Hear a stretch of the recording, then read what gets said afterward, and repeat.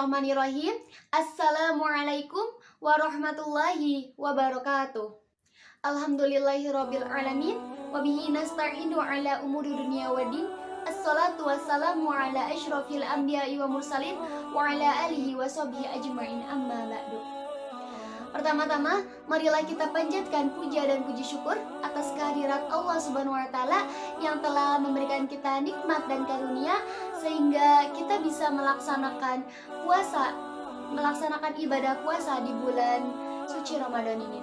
Tak lupa, salawat serta salam kita curahkan kepada junjungan Nabi besar kita, Nabi Muhammad Sallallahu Alaihi Wasallam, yang telah membawa kita dari zaman kegelapan ke zaman terang benderang seperti sekarang ini.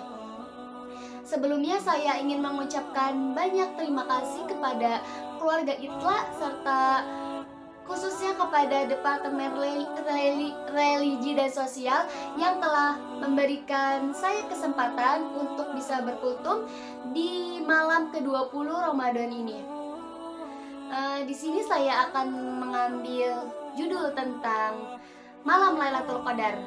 Baik, di sini saya akan bercerita tentang malam Lailatul Qadar pada zaman Rasulullah SAW dan sedikit ingin menjelaskan tentang keutamaan dan amalan malam Lailatul Qadar itu. Apa aja sih?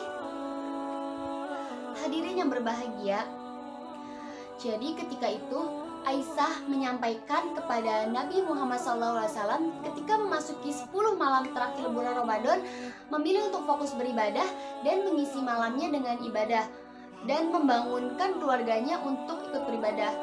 Dan itu diriwayatkan oleh Bukhari. Dan ceritanya itu pada suatu malam di 10 hari Ramadan, Rasulullah SAW mendirikan sholat yang kemudian diikuti oleh para sahabatnya. Setelah sholat, ia pun mengadakan tangan dan berdoa kepada Allah SWT. Para sahabat pun mengikuti tindakan yang dilakukan Rasulullah tersebut dan mengamini doa-doa yang dipanjatkannya. Amin, amin. Ketika Rasulullah dan para sahabat sedang beribadah, tiba-tiba langit terlihat mendung dan tidak ada bintang. Kemudian orang-orang yang berada di dalam masjid pun merasakan angin kencang yang meniup-niup. Ketika Rasulullah SAW dan para sahabatnya itu bersujud, tiba-tiba hujan turun dengan deras-derasnya. Masjid pun dipenuhi dengan air hujan karena masjid itu tidak memiliki atap seperti yang sekarang. Melihat hal tersebut, salah seorang sahabat sempat berpikir untuk membatalkan sholat guna lari dari saf dan berteduh ke tempat yang lain.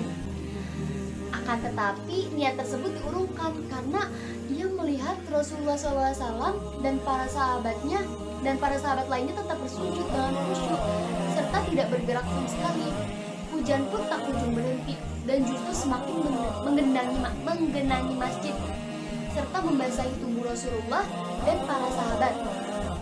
Walaupun dalam keadaan basah kuyup, Rasulullah dan para sahabat tidak beranjak sama sekali dari sujudnya. Ternyata Rasulullah itu tengah masuk ke dalam suatu alam yang terlihat sangat menakjubkan dan diliputi oleh cahaya-cahaya ilahi. Itulah alasan mengapa Rasulullah tidak beranjak dari sujudnya. Ia melihat keindahan yang luar biasa dan ia takut tidak bisa menyaksikan keindahan tersebut apabila ia memilih untuk berpaling dari sujud atau justru memilih tempat berteduh. Berbeda dari Rasulullah yang kuat terhadap guyuran hujan sambil terus bersujud. Ada beberapa sahabat yang memang mereka tidak kuat dan menggigil kedinginan. Kemudian seketika hujan pun berhenti.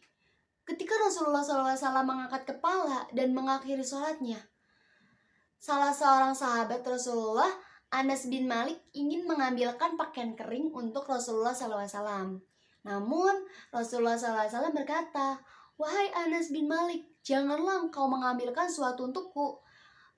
Biarkanlah kita sama-sama basah, nanti juga pakaian kita akan kering dengan sendirinya." Kemudian Rasul pun menceritakan pengalaman menakjubkan ketika Rasul sedang bersujud itu. Kemudian Rasulullah itu melihat para malaikat di bawah pimpinan Jibril sedang turun menuruni bumi dengan keindahannya dan bentuk aslinya. Gila.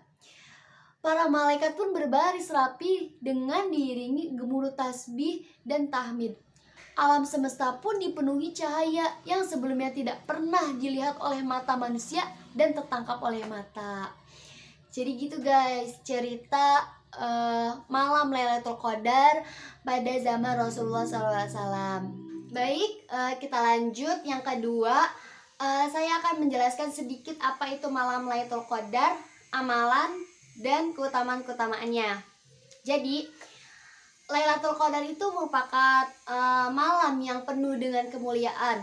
Pada waktu tersebut takdir seluruh makhluk ditulis hingga 1 tahun ke depan. Meskipun demikian, tulisan takdir tersebut tidak berbeda dengan tulisan takdir yang berada di Lauhil Mahfuz. Ada banyak kemuliaan yang dimiliki oleh malam Lailatul Qadar. Nah, ini kemuliaan-kemuliaannya nih. Yang pertama itu waktu turunnya Al-Quran pertama kali. Lailatul Qadar merupakan waktu yang istimewa karena menjadi saksi momen turunnya Al-Quran untuk pertama kalinya. Hal ini sesuai dengan salah satu ayat dalam Al-Quran yang berbunyi A'udzubillahi minasyaitonirrajim.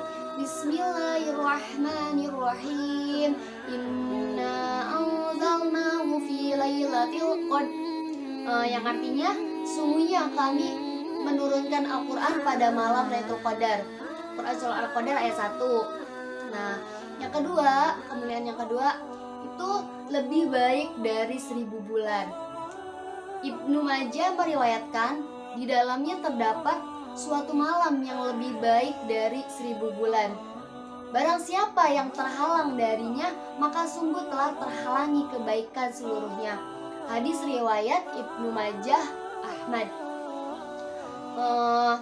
Dari hadis tersebut kita dapat mengetahui bahwa ketika malam Lailatul Qadar tiba, kita dianjurkan untuk memperbanyak ibadah, sebab waktu tersebut adalah waktu yang lebih baik daripada 1000 bulan, sehingga pahala yang kita akan dapatkan itu akan besar nilainya, dan keselamatan itu akan selalu menyertai kita. Seperti yang dijelaskan oleh firman Allah dalam ayatnya bahwa keselamatan akan selalu menyertainya. Seperti halnya yang tertuang di dalam surat Al-Qadar. Bismillahirrahmanirrahim. Salamun hiya hatta matla'il fajr. Yang artinya keselamatan pada malam itu hingga terbitnya fajar. Quran surat Al-Qadar ayat 5. Menyambut Lailatul Qadar, umat muslim dianjurkan untuk melakukan amalan-amalan. Nah, ini amalan-amalan yang dianjurkan agar kita melakukannya.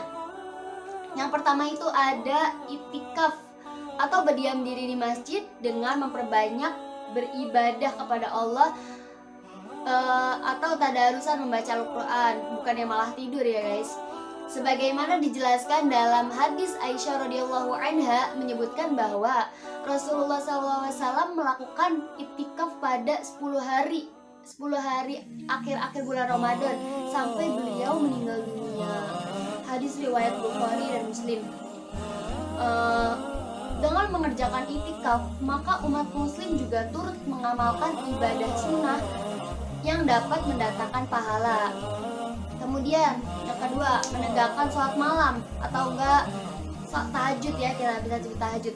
Rasulullah SAW bersabda, barang siapa yang mengerjakan sholat sunnah di malam hari pada bulan Ramadan karena iman dan mengharapkan pahala dari Allah Subhanahu wa taala, niscaya dosa-dosanya yang terdahulu, yang sebelum-sebelumnya itu akan diampuni oleh Allah. Hadis riwayat Bukhari dan Muslim. Ya, jadi kita jangan habis sahur langsung tidur, kita sempatkan dulu ya guys untuk salat tahajud. Yang ketiga, memperbanyak zikir yang bisa dilakukan kapanpun dan dimanapun. Memperbanyak zikir dan mengingat Allah sangat dianjurkan di 10 malam terakhir bulan Ramadan. Kita mau kemana, mau ke sini, ya sepatin zikir, subhanallah, alhamdulillah, itu ringan ya guys. Yang keempat itu memperbanyak istighfar dan sholawat Nabi. Salah satu bacaan yang paling mudah dan gampang diamali di sela-sela kesibukan kita. Sholawat Nabi Muhammad dapat dipahami dengan membaca artinya dan juga meremasnya saat setiap mengamalkannya. Jadi setiap kita mau melakukan sesuatu atau mau kemana kita atau sedang di perjalanan, sempatkan membaca sholawat, istighfar, tahmid, subhanallah yang ringan-ringan saja gitu.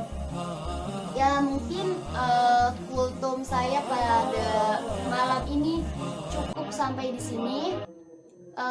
Saya mohon maaf apabila ada kata-kata saya kurang baik atau kurang berkenan. Wabil wali taufiq wal hidayah. Assalamualaikum warahmatullahi wabarakatuh.